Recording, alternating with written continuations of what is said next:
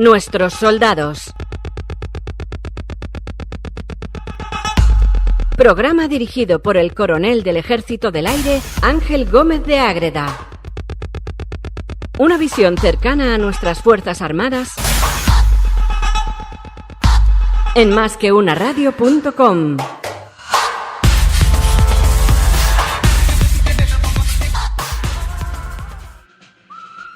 Muy buenos días y bienvenidos a un nuevo programa de Nuestros Soldados aquí en masqueunaradio.com. Eran las 7 horas 58 minutos y 53 segundos del 26 de diciembre del año 2004 y un terremoto de magnitud de entre 9,1 y 9,4 estalló muy cerca de la punta noroccidental de la isla de Sumatra, en Indonesia. Hay una península ahí en la que está la ciudad de Banda Aceh. El tsunami entró por dos direcciones distintas en la ciudad, la arrasó hasta varios kilómetros en el interior. Y eso dio lugar después a una película, la película esa de Lo Imposible, protagonizada por Naomi Watts y Ewan McGregor. España inmediatamente desplegó allí un barco y 3 aviones del Ejército del Aire. Allí al otro extremo del mundo, estamos hablando de prácticamente enfrente de Singapur. El barco llevaba dentro además un equipo de ingenieros del Ejército de Tierra con maquinaria pesada para el rescate y desescombro, un equipo médico para atender heridos, enfermos, helicópteros para el traslado de material y de personal. Muchas veces además ese traslado se coordinaba con los aviones del Ejército del Aire, del ala 35 que estaban volando, estuvieron los 3 aviones volando durante los 100 días que estuvieron desplegados allí sin descanso. Además, en muy buena parte gracias a una ingeniero, a la capitán Loreto Gutiérrez Hurtado, que fue la jefa de mantenimiento de aquel equipo. Más tiempo estuvieron todavía los tripulantes y el buque de la Armada Española, el LPD-51, el Galicia. Hoy estamos con la tripulación del Galicia, que acaba de volver precisamente hace apenas unas semanas de una misión también humanitaria, esta vez en Ceuta y en Melilla, dentro de la Operación Balmis, en la que han estado prestando apoyo médico, sanitario, logístico a estas 2 ciudades españolas con su capacidad remanente, tanto logística como médica. Y bueno, pues hablamos con su comandante, con Joaquín Ruiz. Muy buenas, ¿cómo estás, mi comandante? Buenas tardes, Ángel. Bueno, lo primero, muchísimas gracias por estar aquí y por haber estado en Ceuta y en Melilla. Yo creo que es algo que todos los españoles agradecen, la labor que se está haciendo curiosamente desde los 3 ejércitos. Uno pensaría que hay unas fuerzas que pueden implicarse más, pero se ha visto que los 3 ejércitos han tenido mucho que decir en esta operación Balmis. Tú eres cántabro, aunque después me dicen que te trasladaste a Madrid y que estuviste viviendo en Aranjuez. Es correcto, sí. Mi padre fue ingeniero de lo que ahora es Indra, y entonces viví la mayor parte de mi juventud en Aranjuez, junto a la fábrica que Indra tiene allí. Ha sido comandante de la fragata Álvaro de Bazán, de una de las joyas de la corona de la Armada Española, del Cazamín Asturias, del patrullero de Abarca. Has estado embarcado en el portaaviones Príncipe de Asturias, has estado también en la 5ª Escuadrilla de Aeronaves de los helicópteros Seeking de alerta temprana, oficial de armas submarinas, jefe de operaciones de la fragata Victoria. Has estado en la unidad que desarrolla la doctrina táctica de la OTAN. Has estado implicado prácticamente en todas las actividades. ¿No te has aburrido en tu carrera? La verdad es que no, lo he pasado muy bien. Pero bueno, es una carrera que podemos decir típica en muchos marinos, ¿no? Más la quisieran muchos, efectivamente. Y además acabar ahora mismo haciendo el mando, o estar ahora mismo haciendo el mando en el Galicia, un un pedazo de barco, para mí probablemente uno de los más prácticos, no ya de la Armada Española, sino probablemente de todas las armadas del mundo. ¿Cómo es el Galicia? Bueno, el Galicia técnicamente nosotros lo llamamos, es un buque de asalto anfibio. Está diseñado para desembarcar un batallón de infantería de marina con todos sus vehículos y apoyos de combate en una costa en la que no hay puerto. Para eso necesariamente tiene que ser con medios aéreos al personal y con lanchas, unas lanchas de gran tamaño para el transporte de personal y de los vehículos, ¿no? Incluso carros de combate si hiciera falta. El Galicia está construido, el diseño, hay que imaginárselo, está hecho alrededor de un dique. Un dique es como una gran piscina que ocupa la mitad de la eslora, de la longitud del barco, en popa, que normalmente en los tránsitos va vacía, va sin agua, y con las lanchas posadas sobre su fondo, y que cuando llegamos a una zona en la que se pretende un desembarco, se llenan unos grandes depósitos de agua, la popa se hunde alrededor de 2-3 metros, se abate la porta de popa y entonces entra el agua en el dique, las lanchas quedan a flote y entonces ya pueden transportar el personal y el material a la costa. O sea que medio hundís el barco para que puedan salir y entrar las lanchas, ¿no? Literalmente. Medio se hunde la parte de popa del barco para permitir a las lanchas entrar y salir y desembarcar pues en una marea de 6 horas el batallón completo. Esa es Esto sería parecido a los barcos que vemos en las películas, en Salvar al Soldado Ryan y todo esto, las lanchas de desembarco a las que te refieres, de esas que luego baja el portalón y salen las tropas de dentro. Sí, pero de mucho mayor tamaño que las típicas que se ven en las películas, que son solo de transporte de personal. En estas lanchas, para que nos hagamos una idea, caben aproximadamente 3 camiones, por hacernos una idea, o 2 vehículos de transporte de infantería de combate, o podrían llevar un carro de combate. No la agotaría en volumen, pero sí en peso. Más o menos esa es la capacidad. Y eso es lo que lleváis en la bodega. Eso es lo que llevamos en el dique.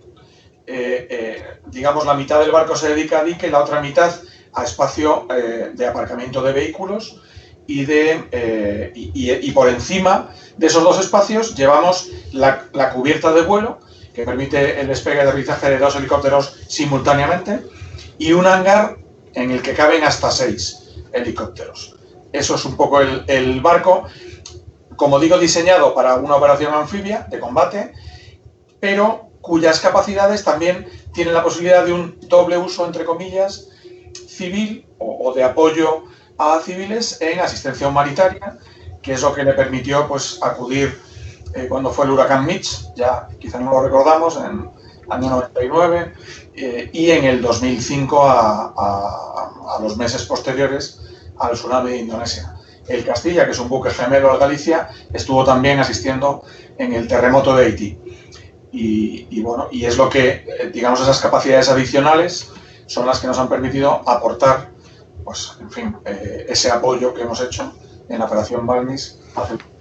Porque vosotros, además de la capacidad para desplegar las lanchas, para desplegar los helicópteros, para llevar todos esos vehículos y todo ese personal, además de eso, el barco que mide 160 metros, o sea, es como un campo de fútbol y medio aproximadamente de largo, además de eso tiene una planta eléctrica que entiendo que puede proporcionar en un momento dado ayuda, y me parece que es lo que hizo el Castilla en su caso en Haití, proporcionar electricidad a la ciudad en la que esté fondeado, e incluso depurar agua, ¿no? Sí, tenemos capacidad de proporcionar electricidad si estamos en un puerto. Exacto, sí. No estaba en un puerto. Si estamos en un puerto podemos conectar nuestra planta eléctrica y teóricamente tendríamos capacidad de dar alumbrado, vamos a decir, o sea, no capacidad industrial, pero sí dar alumbrado a una ciudad de 25.000 habitantes. Esa es la teoría, ¿no? Y lo que sí que tenemos, y se ha hecho a menudo, tenemos una planta de producción de agua pues, de 190 toneladas métricas de agua al día. Es 4 veces, digamos, lo que utilizaría el barco a pleno rendimiento y con todo, digamos, lleno de personal de infantería marina, es hasta 4 veces superior. Es decir, que eso sí que se hizo en Indonesia, y también me imagino que lo haría el Castilla en Haití, porque ese agua producida no, digamos, en un puerto, sino fuera de la costa, se puede embarcar en camiones aljibe y esos camiones se pueden desembarcar a tierra.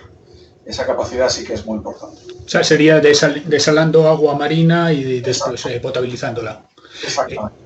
Luego, bueno, viendo las características del barco, veo que tenéis una hélice empujadora de proa de solo, vamos, de 1800 caballos, pero que al estar en proa, yo me imagino que es para maniobrar. O sea, es para maniobrar. Tiene que ser enorme el barco para necesitar 1800 caballos para moverse lateralmente, ¿no? Sí, es para maniobrar, para asistir a las atracadas y desatracadas del barco. Lo tienen también muchos barcos mercantes, sobre todo de transporte de pasajeros, cruceros, y en este barco adicionalmente sirve cuando estamos maniobrando a muy poca velocidad y entonces es muy difícil dirigir la proa del barco solamente con las hélices de popa, pues permite orientar la proa en operaciones anfibias, porque la operación anfibia es compleja. Para que no se forme ola en ese dique, digamos que por el que la mar entra dentro del barco, pues es necesario buscar, digamos, una dirección respecto a la mar adecuada, y para eso se utiliza esa hélice transversal también. O sea, que no necesariamente estáis apuntando con la popa hacia la costa, que sería el camino más fácil, sino hacia donde mejor encaje para recibir el oleaje. Exactamente, porque luego las lanchas maniobran con gran facilidad y ya se dirigen hacia el punto de costa necesario. ¿Y todo esto con cuánta tripulación? Pues la tripulación del barco son alrededor de 200 personas. En la operación Balmis hemos ido con dotación reducida, pero normalmente la dotación normal son 200 personas y el barco tiene hasta 800 camas, es decir, podríamos embarcar hasta 600 personas, que incluyen tropas, equipo médico, estado mayor si es necesario, de asistencia para el mando de una fuerza naval. Esa es la capacidad máxima del barco. Bueno, oye, con tu permiso voy a ver qué nos cuenta el teniente de navío Álvaro de Agustín Búa, un pontevedrés que es el jefe de servicio de operaciones del barco, que ha estado en otra de las joyas de la corona, de las fragatas españolas, en la Méndez Núñez, que estuvo en el Juan Sebastián Elcano, y que además es experto en tecnologías de la comunicación y de la información, tecnologías TIC. Bueno, ¿qué haces? ¿Cuál es tu labor en el barco? Buenas tardes, mi coronel. Efectivamente, yo soy jefe de servicio de operaciones y mi función principal es asesorar al mando en todo lo relativo a operaciones, es decir, a la actividad operativa del barco, y llevar a cabo o coordinar esa misión o esas operaciones en las que estamos involucrados.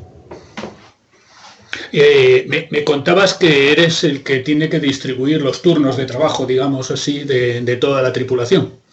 Sí, el barco no descansa, y cuando estamos integrados en una operación o en unas maniobras o en unos ejercicios, constantemente estamos realizando actividades, y mi función es un poco coordinar esa actividad en la que está involucrada el barco. El barco se divide en grupos, en vigilancias, que hacen que la actividad sea continua, y todos los inputs, todas las directrices relativas a esas actividades, pues yo trato de hacérselas llegar a los comandantes de la guardia, que son los jefes o responsables de ejecutar esas actividades en su periodo de activación o en su vigilancia. Estás hablando de vigilancias. Vigilancias son los turnos, digamos, ¿no?, de trabajo, que puede ser o de 8 o de 12 horas, dependiendo del trabajo que tengáis, de la carga de trabajo. Así es, los turnos tratamos siempre de hacer las vigilancias lo más cómodas posible o en el mayor número posible, si la actividad lo permite. Entonces, normalmente dividimos el barco en dos grupos, de forma que siempre hay un grupo activado y otro de retén para relevarlo en periodos ya sea nocturnos de 4 horas si es posible, o como hacemos normalmente de 6 horas. ¿Qué hace la gente cuando no está trabajando en un barco? Cuando está fuera de su vigilancia, digamos. Bueno, como le decía mi coronel, la actividad del barco no descansa y todos tenemos diversos cometidos. Aparte de las vigilancias o de nuestros turnos, estamos integrados en un destino en una sección del barco, por ejemplo, artillería o aprovisionamiento o maniobra, y tenemos otros quehaceres como pueden ser de mantenimiento, de adiestramiento, preparar ejercicios que luego haya que realizar durante la vigilancia de cada uno. Vamos, que no hay nadie en cubierta tomando el sol en ningún momento. Estáis ocupados o bien en vuestro trabajo operativo o en vuestro trabajo, digamos, de funcionamiento del barco. Desde el momento en que embarcáis estáis trabajando 24 horas al día, los 7 días de la semana, ¿no?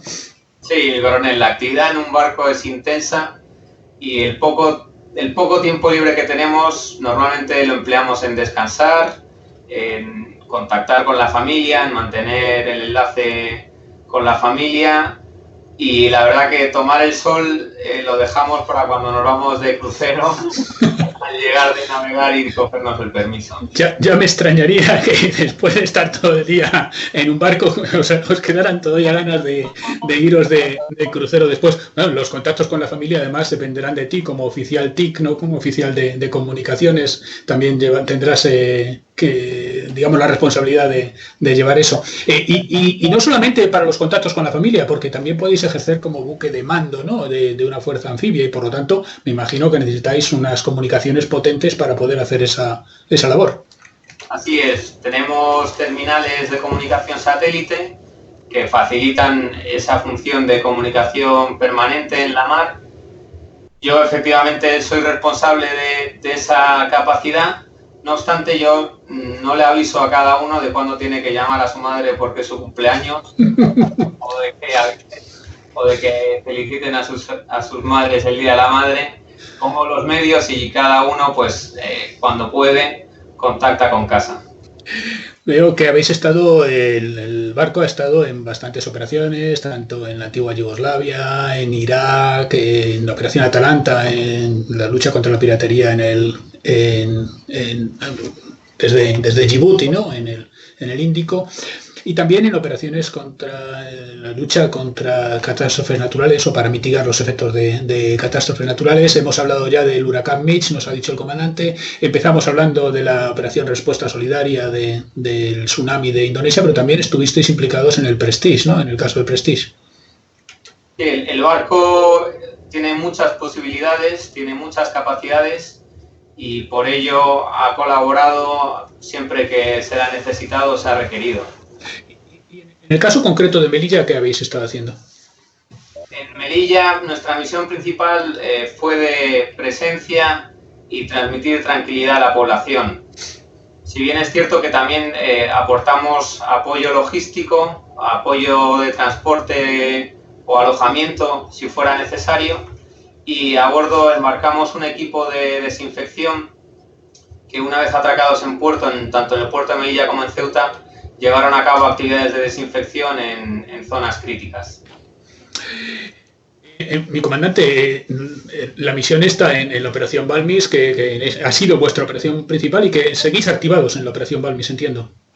Sí, así es. El barco está activado para salir en menos de 24 horas. Se recibirá la orden para dirigirse a cualquier puerto nacional para prestar el apoyo que se requiera en la operación Balmis. Y con esas capacidades que decía el jefe de operaciones, capacidad sanitaria, capacidad de aeroevacuación con helicóptero medicalizado, tenemos ambulancias todoterreno también, y las del equipo NBQ, Guerra Nuclear, Bacteriológica y Química, que embarcó para Ceuta y Melilla, que tiene capacidad de desinfección integral, es decir, un paso más, digamos, que la capacidad de desinfección habitual que se ha hecho en la mayoría de espacios. Permite desinfección completa, interna y externa, de cualquier centro en el que haya podido haber presencia del COVID-19. Bueno, eso casi mejor nos lo cuente la capitán Marta Gallego Fernández, que es la enfermero de la dotación, ¿no? Muy buenos días, mi capitán. Lucía, mi coronel, encantada. Buenas tardes.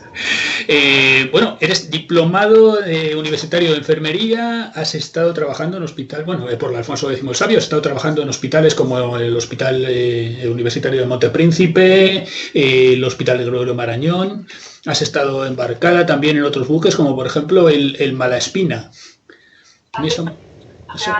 Malaspina me suena a tercios y me suena a... ¿Qué es el Malaspina? Mi coronel es un buque hidrográfico, se dedica, yo como suelo decir, son muy diferentes, el buque que estoy ahora mismo y el Malaspina son totalmente distintos. Yo como suelo decir, el Malaspina es una pequeña familia porque la dotación del Malaspina son 50 y esto es una gran familia, como lo ha dicho mi comandante, podemos llegar a ser 600 personas dentro del barco. Y bueno, estos buques son muy científicos. Con permiso y con el perdón de los hidrógrafos, porque bueno, mi visión se la voy a dar desde el punto de vista de una enfermera militar. Estos barcos se dedican a estudiar el fondo marino, el fondo de nuestras costas, obtienen información a través de unos aparatos que llevamos en el buque y a través de esa información se procesa, se estudia y se manda al Instituto Hidrográfico de la Marina, que está en Cádiz, para realizar las cartas náuticas. Entonces es un trabajo muy interesante. A mí me sorprendió porque tampoco lo conocía cuando llegué allí destinada. Tendremos que hacer un programa con un buque de esos en su momento. Además, claro, evidentemente las cartas son especialmente útiles cuando se tiene un calado, cuando necesitas una profundidad de 6,5 metros, como necesitáis vosotros en todos los casos, que ya no se hace pie, incluso de hasta 10 metros, entiendo que es cuando el barco probablemente está preparándose para las operaciones anfibias. ¿Cuánta gente tienes en la enfermería del barco? Porque no es un buque hospital en realidad, el Galicia. ¿Cuánta gente tienes dedicada a la salud de esa dotación o de esa dotación extendida de hasta 600 personas más que puede haber? Mi coronel, nosotros de dotación somos 2 enfermeros y tenemos la ayuda de 2 sanitarios actualmente que tienen el curso de sanitario por la Armada. Cuando aumenta la dotación del buque, suele venir con nosotros un médico de la jefatura de sanidad. Ahora que habéis estado implicados en la operación de la COVID, ¿habéis tenido en algún momento algún infectado a bordo? Negativo, mi coronel. Nosotros desde que se inició el estado de alarma hemos llevado un protocolo muy estricto, riguroso, de aislamiento de la dotación y eso nos ha permitido no tener ningún caso. Sin embargo, mi comandante, ha habido barcos en los que sí ha habido casos, de hecho el caso muy sonado del Theodore Roosevelt o el Charles de Gaulle, el portaaviones francés, en los que sí tuvieron infecciones por COVID-19 a bordo y que pues han sido bastante mediáticos porque efectivamente en medio de una operación el hecho de que tengas una pandemia a bordo es una epidemia, en este caso sería... pues grave. ¿Tenéis un protocolo establecido para actuar en esos casos? Así es. A ellos les sucedió porque ya estaban, digamos, formando parte de una operación en la mar cuando empezaron a tener los casos, ya con toda la dotación a bordo. Hablamos en el caso del portaaviones americano, miles de personas, en el caso del portaaviones francés, más de 1.000 personas también, ya a bordo. Entonces, un barco es un entorno particularmente difícil de gestionar, porque es un entorno muy pequeño en el que conviven muchas personas y además un barco de guerra normalmente está diseñado para que no pueda entrar el aire de fuera, pero no para dividir los espacios internos en caso de tener personal con alguna enfermedad infecciosa. Por eso es difícil de gestionar. Nosotros lo hemos gestionado desde el principio, pero con el personal en tierra, que ha sido mucho más fácil. Cuando hemos salido a la operación a Ceuta Melilla, hemos ido con dotación reducida, es decir, teníamos mucha más capacidad de alojamiento que el personal que iba dentro. Eso nos hubiera permitido, en caso de detectar algún caso, aislarlo de inmediato en zonas con ventilación diferente, de forma que hubiera sido difícil el contagio a otro personal del barco. Hubiéramos podido evacuarlo con medios de aeroevacuación medicalizados a la península si hubiera sido necesario. Es decir, estaba todo preparado, había parte de la dotación quedó en tierra preparada para relevarnos a cualquiera que hubiéramos podido causar baja por ese motivo. O sea, en un barco nadie es imprescindible y afortunadamente no ha sido necesario, pero por supuesto teníamos un plan de contingencia para ello caso necesario. Bueno, en este caso además estabais muy cerca de Rota, con lo cual tampoco la logística era más sencilla. Porque me dices, está más preparado el barco para repeler una agresión de un agente biológico que para una vez que está dentro poder contenerla. Interesante el concepto porque probablemente también pudiera tener a lo mejor alguna aplicación hacia afuera. Lo que desde luego tiene una aplicación tremenda en industria y en otros muchos sitios, lo hablábamos hace un rato, es la labor que hace el sargento primero José Manuel Belizón Flores, ferrolano, y uno de los que más chollo, como decís ahí en Ferrol, tiene, ¿no? Chollar es trabajar en Ferrol, ¿no? Sí. Buenas tardes, mi coronel. Sí. Bueno, las funciones que desempeño a bordo, en cierto modo, es encargarme de que la gente coma y coma bien. Dicho un poco en resumen, pero eso tiene antes una enorme previsión. El hecho de tener que administrar lo que es todos los víveres y mantener alimentada a la gente de a bordo y en cierto modo, pues hacer que no falte de nada para que el personal pueda hacer su misión correctamente.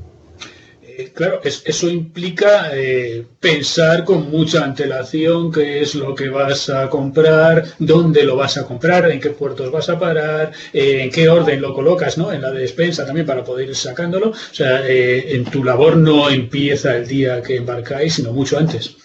Correcto, ¿no? Cuando en el momento de que se ha designado una misión a la unidad y se nos dice al servicio de aprovisionamiento de víveres que tenemos que tener el barco alistado, a partir de ahí, que suele ser semanas, incluso meses antes, se empieza a hacer una relación de menús que podemos tomar en función también de la época en la que vayamos a navegar. No es lo mismo navegar en diciembre que en julio porque los menús serían distintos. Y una vez que hemos hecho esa previsión de menús que vamos a elaborar durante la campaña, es cuando viene el listado de la compra y es cuando empezamos a cargar el barco mirando las capacidades propias que tiene la unidad para cargar. Y finalmente, pues, nos vamos con todo listo. Un día tendríamos que dedicar un capítulo completo a los nombres marineros de los españoles y de los almacenes, de los distintos almacenes que tenéis, porque vamos, eso ya es de por sí un mundo completo.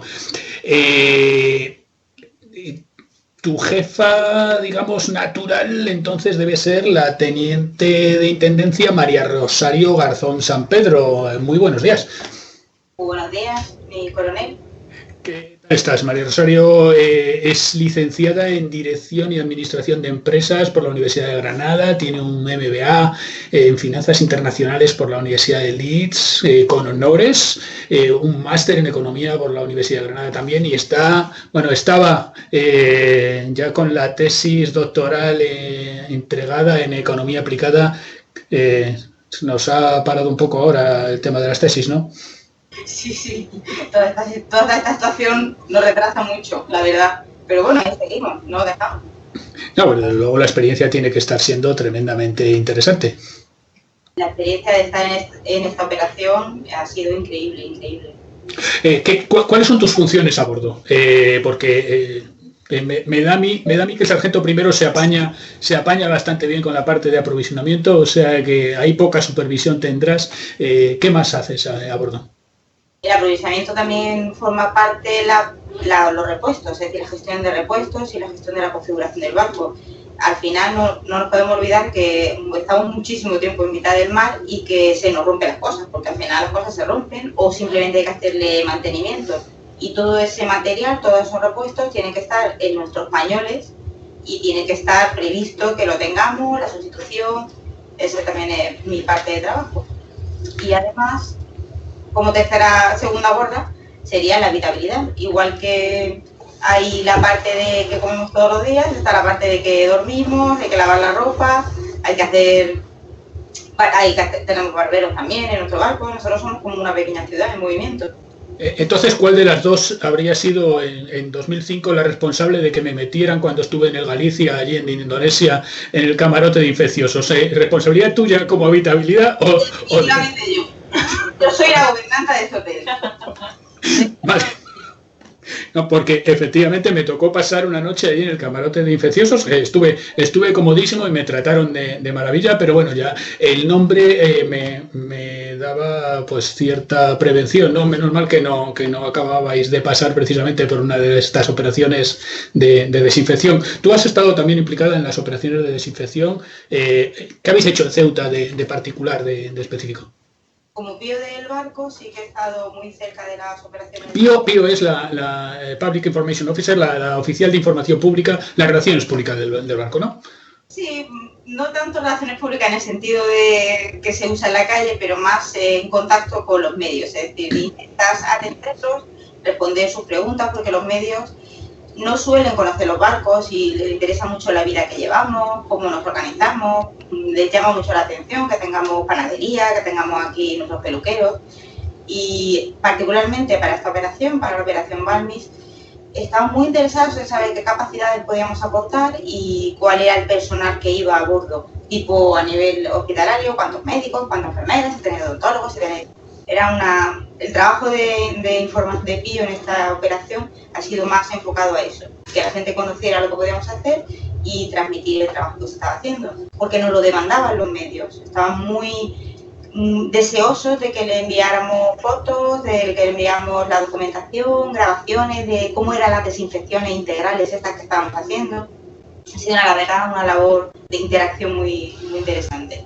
Ahí está también másqueunaradio.com, pues pendiente de dar esa información que requiere el resto de la población con respecto a las Fuerzas Armadas. Ahí estamos precisamente trayendo al Galicia al programa para que todo el mundo conozca la labor que ha estado haciendo en Ceuta y Melilla y en otros muchos ámbitos.